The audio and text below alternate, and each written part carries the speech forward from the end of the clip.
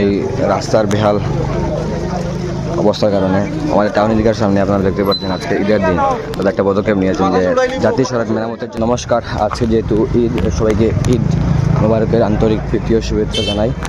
দেখুন আমি একটু লেটে চলে আসছি, তার জন্য আমি লাইভ দেখাতে পারিনি। এই যে দেখুন রাস্তার জন্য সুজনদা দান নিচ্ছেন। কিরমদা গুড মর্নিং। Good morning.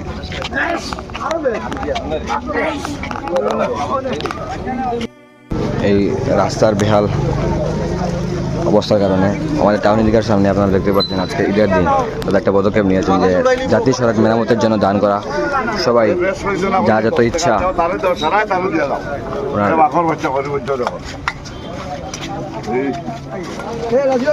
ধন্যবাদ ধন্যবাদ তোমার মিশনটা বেশি করিয়ে দিও, তোমার মিশনটা আল্লাহ কবুল করো।